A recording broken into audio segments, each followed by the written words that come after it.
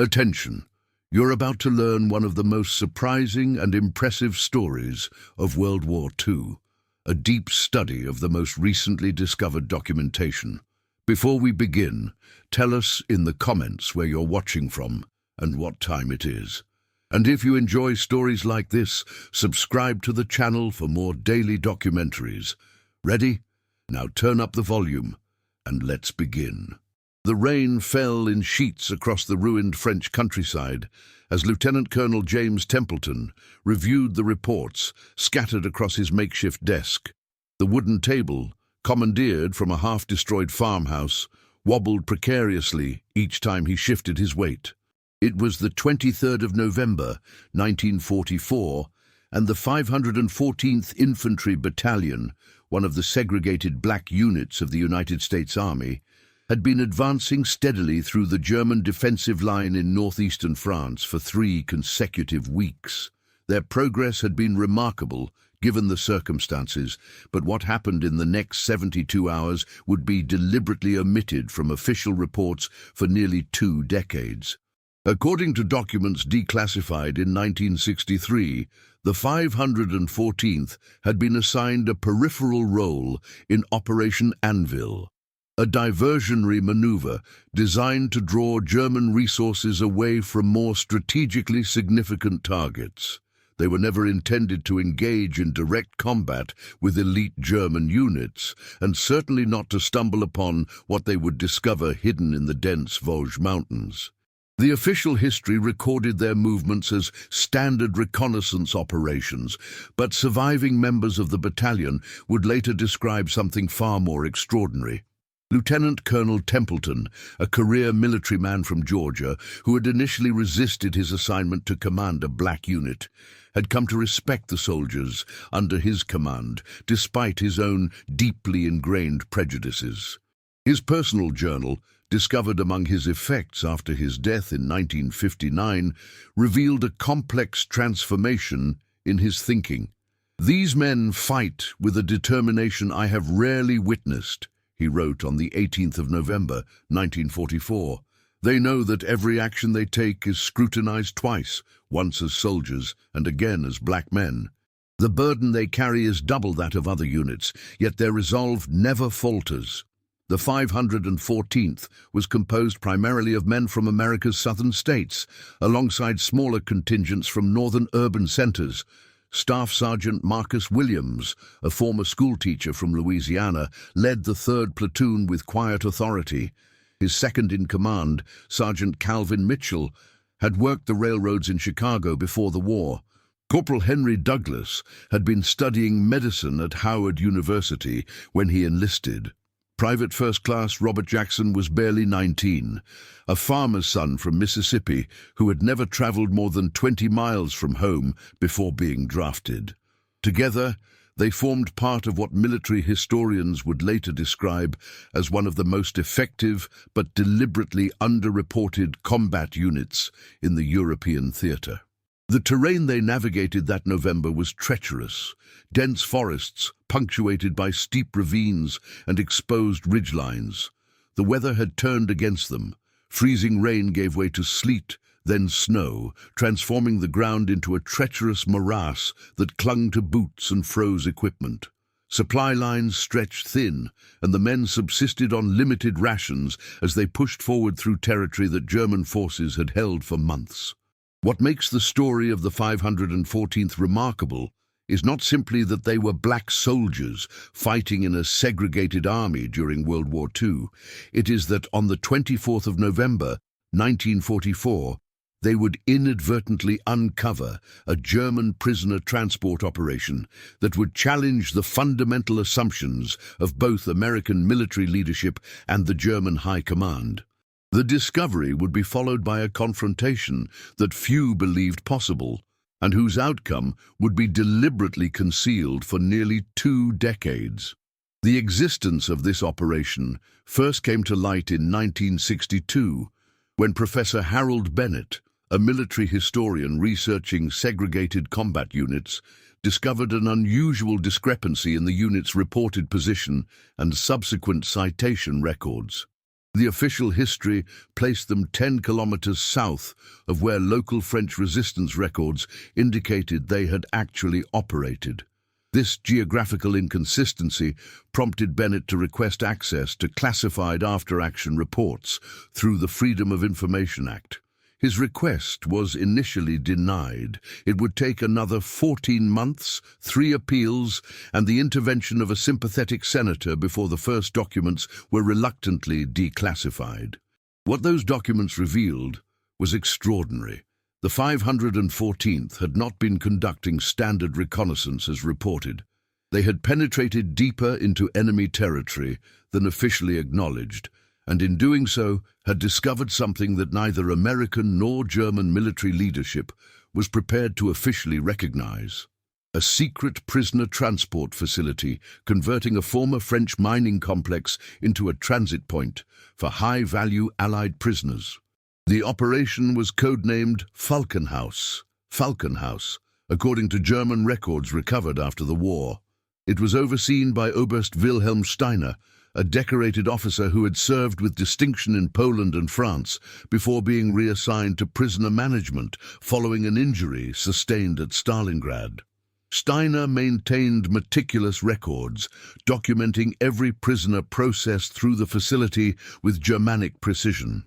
These records, which would later become critical evidence in the post-war investigation, indicated that by November 1944, over 300 Allied officers had passed through Falkenhaus, most of them en route to specialized interrogation facilities deeper in German territory.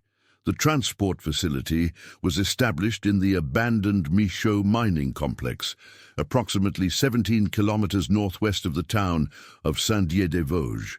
The Germans had reinforced the main shaft entrances with concrete bunkers and established a perimeter defense system that relied on the natural terrain for concealment rather than extensive fortifications. This approach had proven effective. Allied reconnaissance flights had repeatedly missed the facility, classifying it as a minor supply depot when it appeared on aerial photographs at all.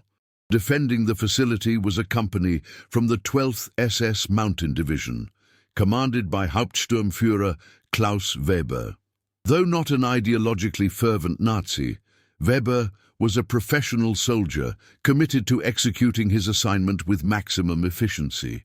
His unit comprised approximately 140 men, many of them veterans of the Eastern Front who had been transferred to France following injuries or as part of unit reconstitution efforts.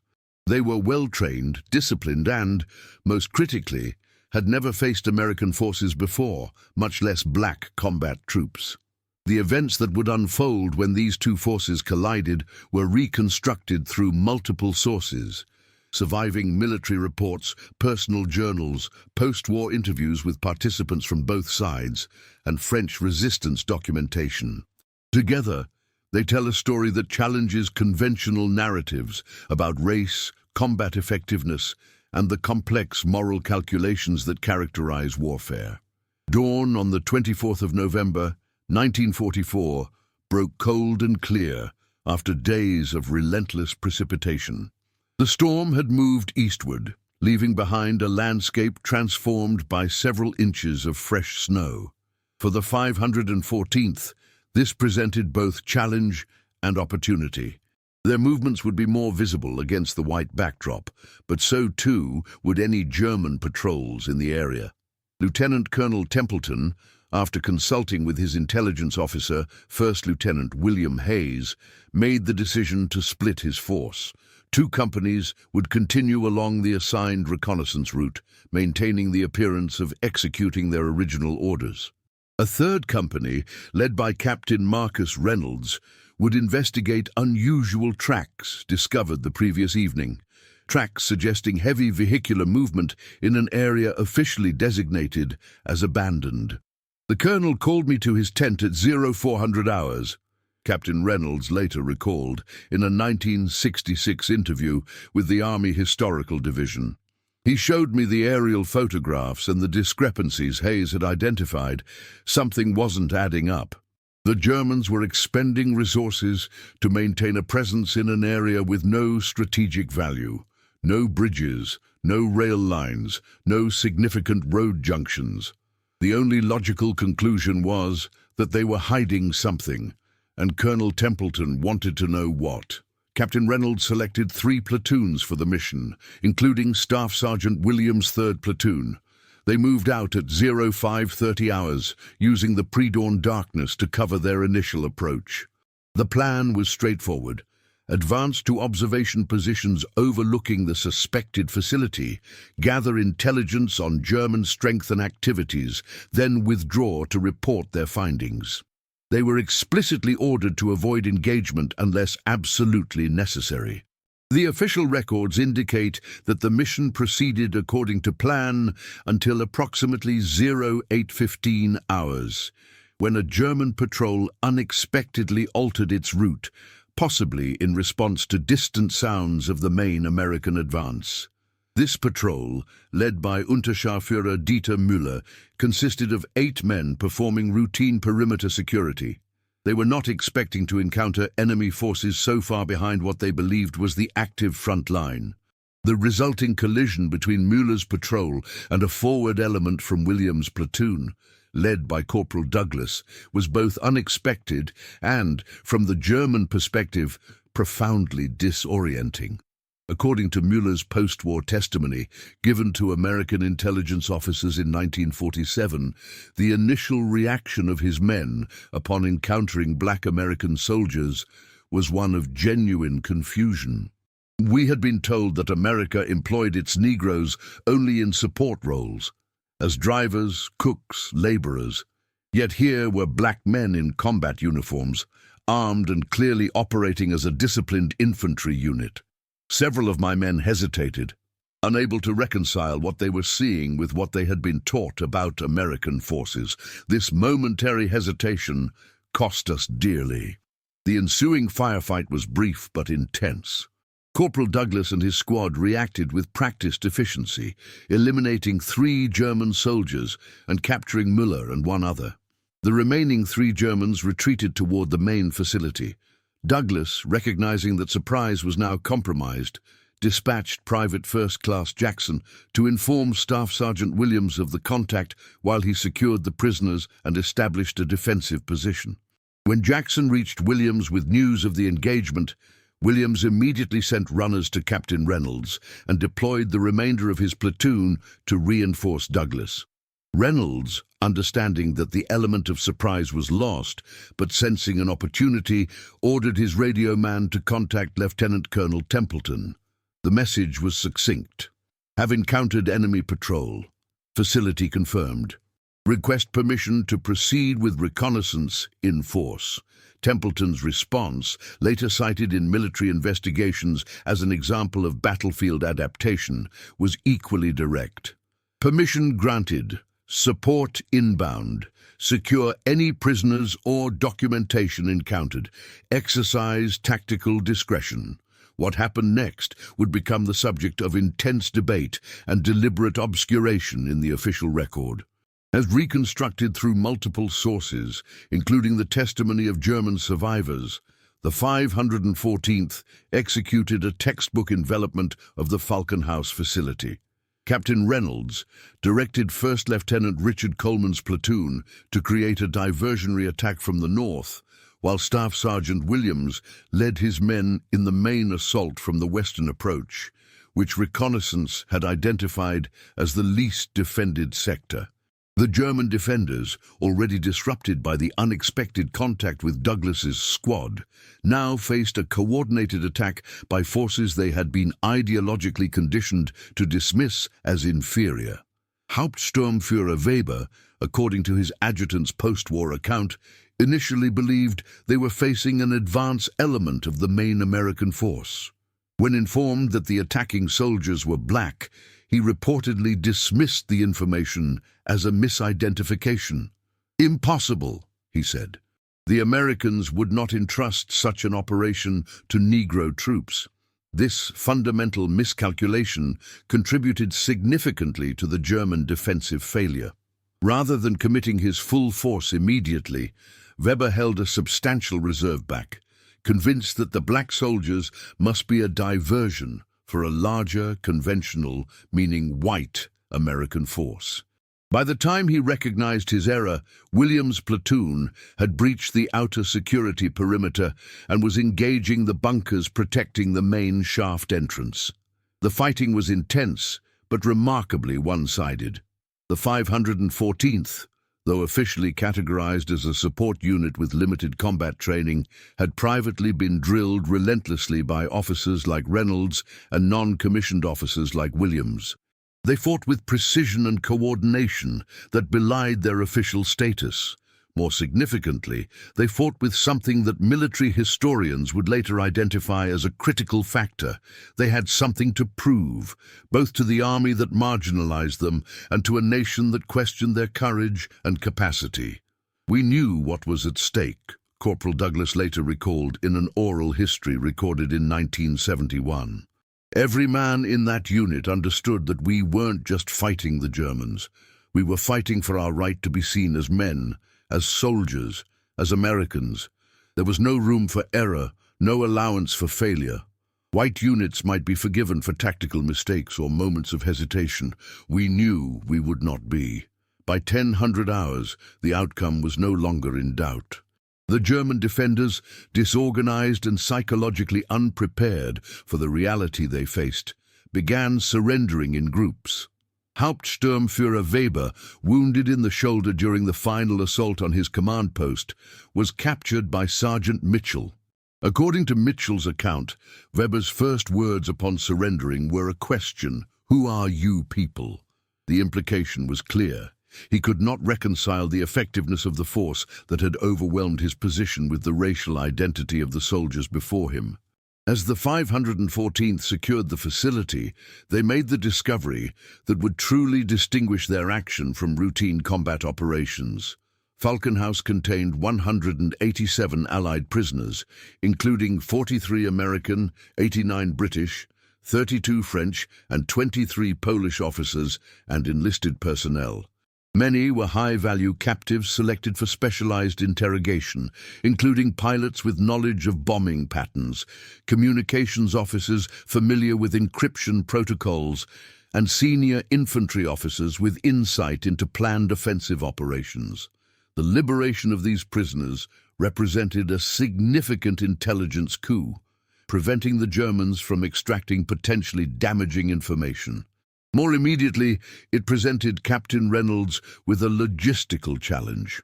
His force, intended only for reconnaissance, now needed to manage a large group of freed prisoners, many in poor physical condition, as well as 73 German prisoners, including several officers. Help arrived at 1300 hours in the form of the main battalion force, led by Lieutenant Colonel Templeton himself. Having received Reynolds' initial reports, Templeton had adjusted the battalion's movement plans and brought 2 companies to reinforce the position. His arrival transformed what had been a raid into a deliberate occupation, with the 514th establishing a defensive perimeter against possible German counterattacks. What followed was an extraordinary scene, documented in multiple personal accounts, but conspicuously absent from official reports until the 1960s. The freed Allied prisoners, emerging from captivity to find themselves liberated by Black American soldiers, responded with a mixture of confusion, surprise, and overwhelming gratitude. British Wing Commander Ian Blackwood, the senior Allied officer among the prisoners, later wrote in his memoir, Beneath Different Skies, that the moment defied his expectations in profound ways. "I had seen colored troops in support roles during previous campaigns," Blackwood wrote, "but never as frontline combat infantry. Yet here they were, these Americans with dark skin, having executed a perfect assault on a well-defended position, freeing us from a captivity that I had begun to fear might be permanent. They were professional, disciplined, and extraordinarily kind to men who must have looked more like scarecrows than soldiers after weeks of limited rations and constant interrogation." Help us reach more people with this story. Like the video, comment if you already knew about this case, and subscribe to the channel. Now, let's return to the point where everything changed. For the German officers among the captured, the experience was even more disorienting. Their military doctrine and racial ideology had not prepared them for defeat at the hands of soldiers they had been taught to consider racially inferior. Hauptsturmführer Weber, according to multiple witnesses, initially refused to communicate with black officers or non-commissioned officers, directing his comments exclusively to Lieutenant Colonel Templeton or other white officers. Templeton, in a decision that would be cited years later as a pivotal moment in the unit's history, deliberately redirected such communications back to the appropriate chain of command. "If you wish to discuss terms of your captivity," Templeton reportedly told Weber, "you will address Captain Reynolds, who commands the company that captured you. If you have concerns about your wounded, you will speak with Lieutenant Howard, our medical officer. Your men will take orders from the non-commissioned officers assigned to guard details. This is not negotiable." The psychological impact of this captivity situation, white German officers under the authority of black American soldiers, created what military psychologists would later term cognitive dissonance among the prisoners. Unable to reconcile their ideological training with the reality before them, many experienced a form of psychological surrender that went beyond the military capitulation. This phenomenon would be studied extensively in the 1960s as researchers examined the relationship between racial ideology and combat effectiveness. By 1500 hours, the immediate tactical situation had stabilized. The wounded, both Allied and German, were receiving medical attention. Prisoners were being processed for evacuation. The facility's documents, including prisoner transfer records, interrogation results, and communication logs, were being collected for intelligence analysis. Lieutenant Colonel Templeton used the battalion's radio to contact division headquarters, reporting the successful operation and requesting transport for prisoners and liberated personnel. It was at this point that the story took its first turn toward obscurity. According to Templeton's personal journal, the initial response from division headquarters was celebratory. Brigadier General Walter Hammond, commanding the 42nd Infantry Division, to which the 514th was temporarily attached, congratulated Templeton on the successful operation and promised immediate support. 3 hours later, a second communication arrived with markedly different instructions. "Received new directives regarding your situation," the message read. "Operation now classified bigot-level security. No further communications regarding specific details of personnel involved. Acknowledge."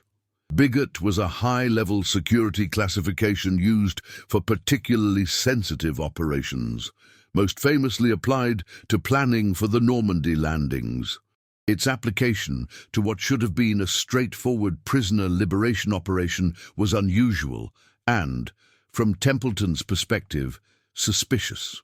The reason for this sudden classification change would not become clear until decades later, when previously sealed records were opened as part of the Congressional Review of Military Desegregation. What they revealed was an uncomfortable truth.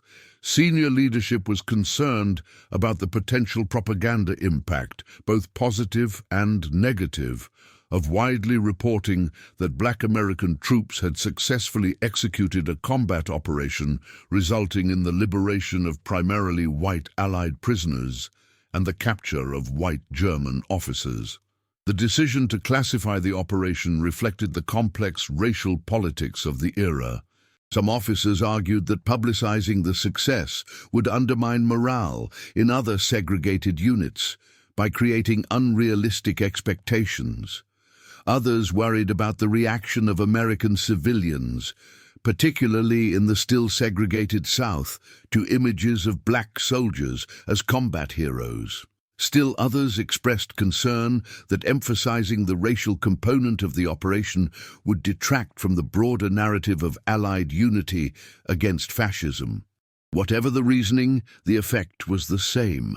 The 514th's achievement at Falcon House was effectively erased from the official narrative of the war. The liberated prisoners were debriefed under security restrictions that prohibited them from discussing the racial identity of their liberators. The after-action reports were sanitized to describe the operation as having been conducted by elements of attached infantry, rather than specifically identifying the 514th.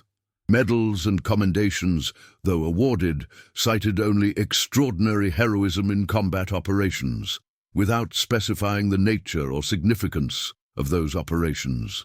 For the men of the 514th, this erasure was a familiar disappointment. "We were good enough to fight and die," Staff Sergeant Williams would later remark in a 1968 interview, "but not good enough to be recognized for it. That was the reality we lived with. We did our duty anyway."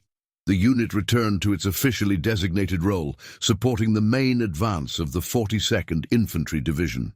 Over the subsequent weeks, the significance of what they had accomplished at Falcon House was gradually obscured by the larger movements of the war.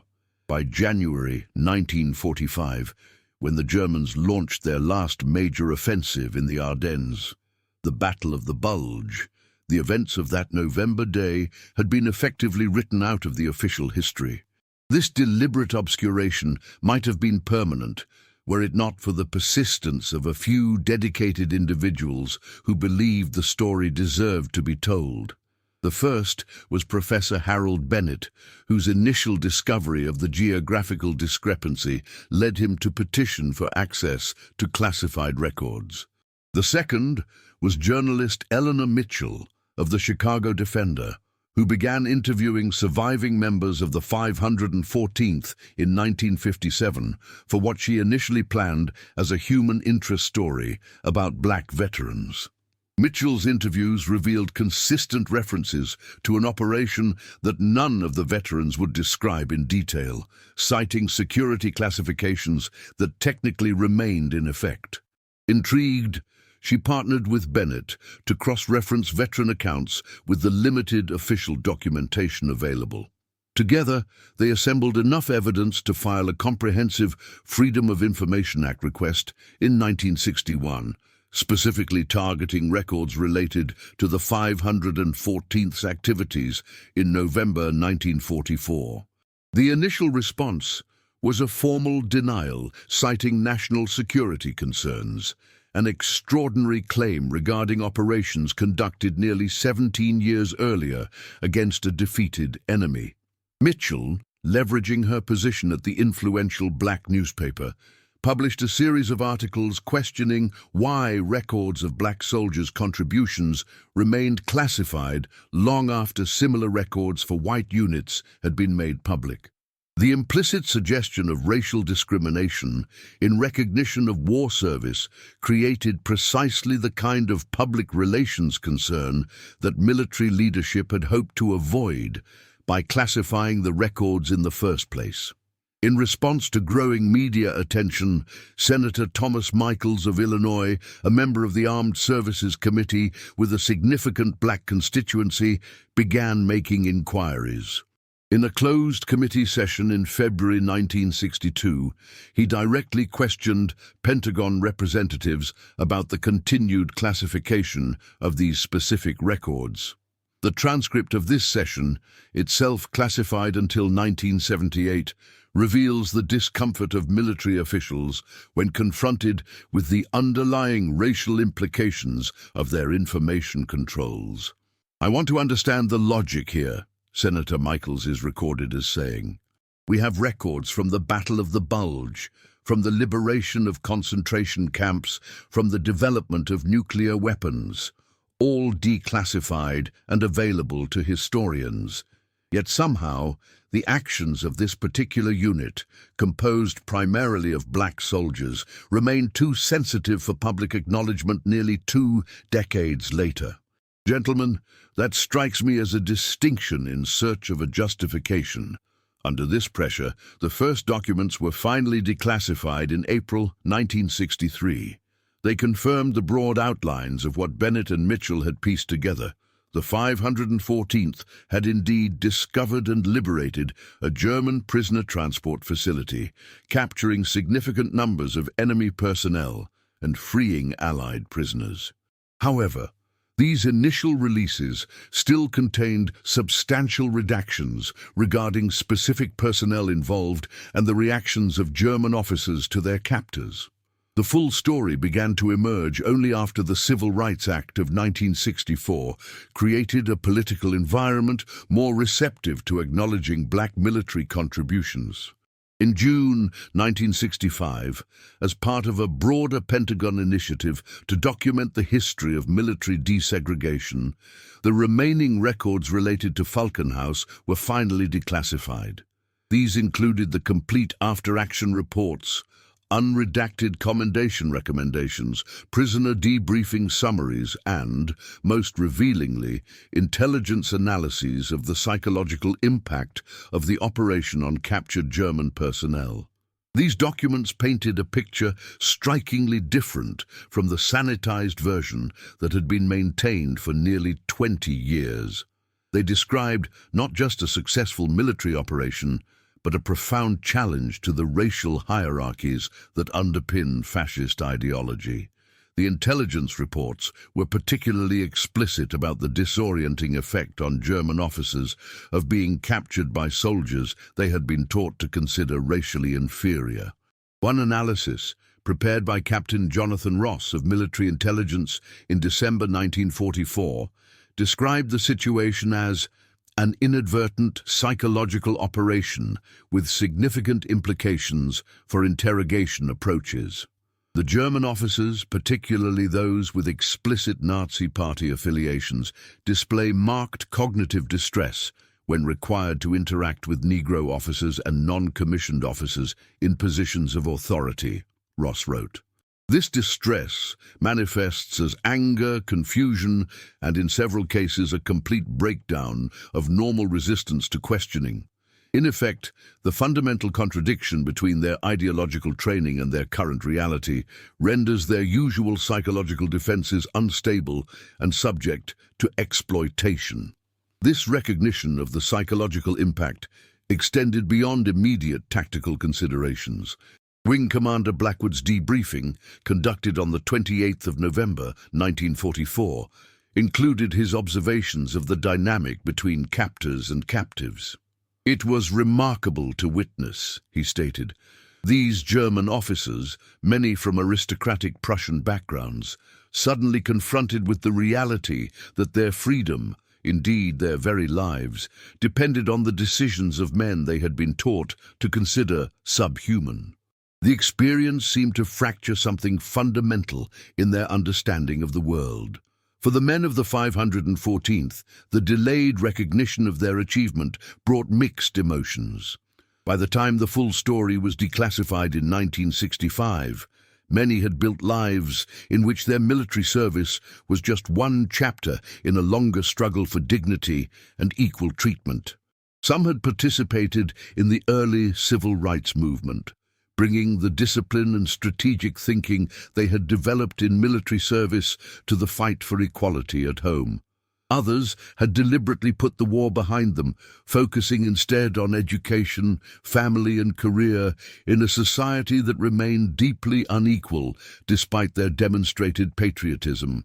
Staff Sergeant Marcus Williams, who had returned to teaching after the war and risen to become principal of a high school in Baton Rouge, expressed this complexity in a letter to Eleanor Mitchell after reading her comprehensive article on Falkenhaus, published in the Chicago Defender in July 1965. "It is gratifying, after all these years, to see our actions acknowledged in print," Williams wrote. "But I cannot help wondering what might have been different had this recognition come 20 years ago, when we returned home still in uniform to find the same segregated buses, the same colored-only water fountains, the same second-class citizenship. We proved our worth as men and as soldiers on the battlefield, only to have that proof deliberately hidden from the nation we served. Now that the truth emerges, I find myself asking what other truths about our capabilities, our courage, our fundamental humanity have been similarly obscured. And what responsibility do those who maintained these deceptions bear for the years of continued injustice that followed? The story of Falcon House and the 514th represents more than just a footnote in military history. It illuminates the complex intersection of warfare, racial ideology, and national mythology. It demonstrates how narrative control, deciding which stories are told and which remain hidden, serves as a mechanism for maintaining existing power structures.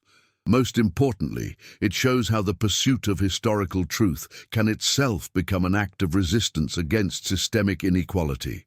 In 1967, a memorial plaque was finally installed at Fort Bennett, Georgia, commemorating the actions of the 514th at Falcon House.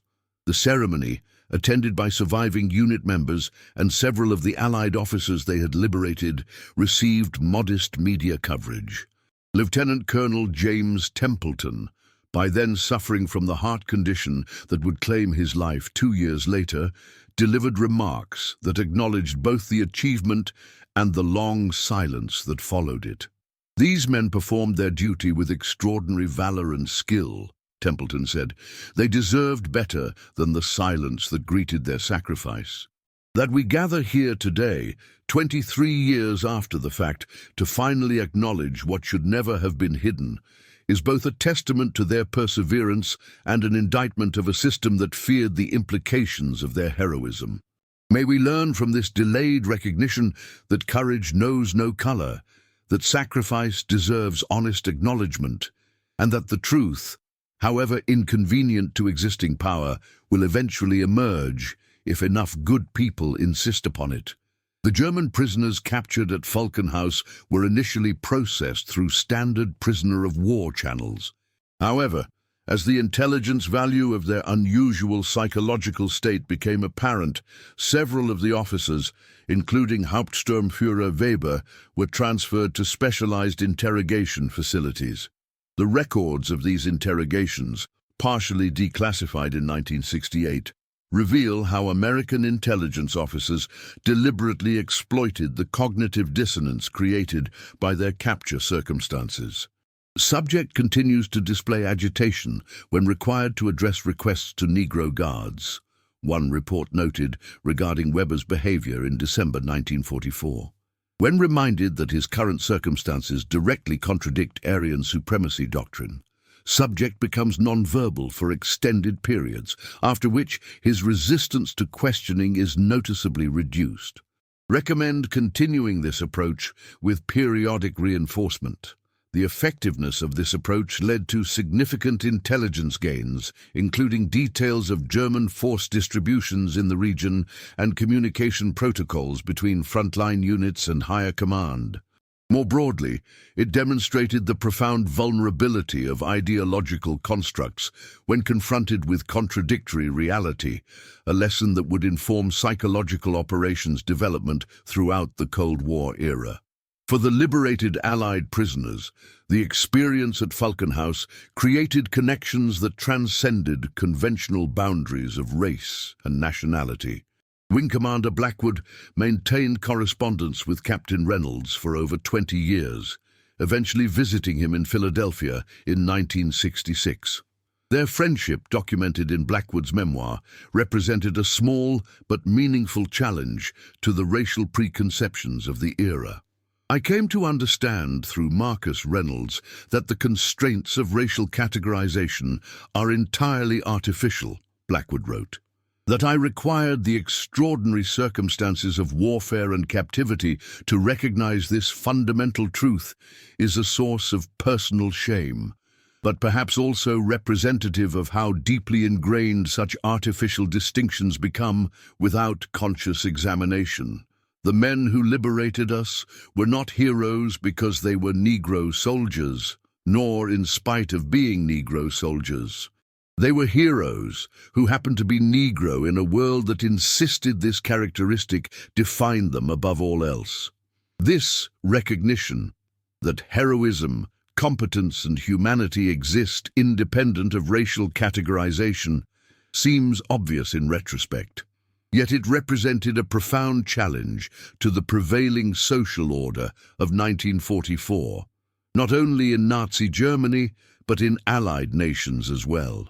This may explain why the story was considered too dangerous for widespread dissemination in its immediate aftermath, and why its eventual emergence coincided with broader societal challenges to racial segregation and discrimination. The historical significance of Falkenhaus extends beyond the immediate military outcome. Military historians now recognize it as one of several events that contributed to the eventual desegregation of the American armed forces in 1948. While President Truman's Executive Order 9981 is rightly identified as the decisive political action, the demonstrated combat effectiveness of units like the 514th provided essential evidence that integration would not compromise military readiness as opponents had claimed. Colonel Morris Richardson, who served on the President's Committee on Equality of Treatment and Opportunity in the Armed Services, the Fahey Committee, in 1949, explicitly referenced Falkenhaus in his arguments for full integration. "We have documented evidence," he stated in closed committee sessions, "that Negro combat units performed with distinction when given appropriate training and leadership. The operation at Falkenhaus, though classified at the time of its execution, serves as one of several clear demonstrations that combat effectiveness is determined by factors entirely unrelated to race."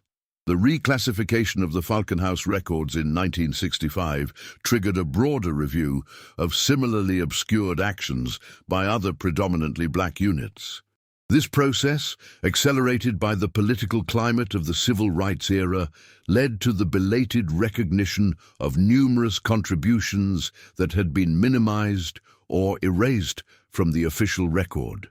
For historians, it raised uncomfortable questions about historical methodology and the reliability of official narratives, particularly regarding marginalized groups. Dr.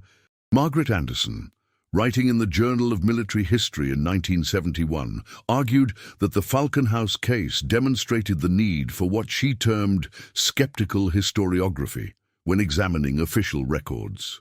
If such a significant action could be effectively removed from public knowledge through classification and deliberate omission, she wrote, "we must approach all official histories with heightened awareness of potential gaps and distortions, particularly regarding the contributions of groups subject to systematic discrimination. For the families of the 514th soldiers, the delayed recognition brought complex emotions. Samuel Douglas, son of Corporal Henry Douglas, described in a 1969 interview the impact of finally learning the full extent of his father's wartime experience. "My father never spoke much about the war," he recalled. "He kept his medals in a drawer and changed the subject when asked directly about his service.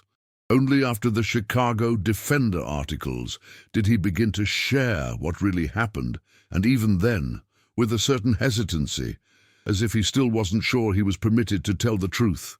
This hesitancy, the internalized understanding that certain achievements might need to remain unacknowledged due to racial politics, represents one of the more subtle but pernicious effects of systemic discrimination. It creates a situation where individuals censor their own accomplishments, doubting whether the dominant culture will permit recognition of their full humanity and capacity. By the 50th anniversary of the events at Falkenhaus in 1994, the historical record had been substantially corrected.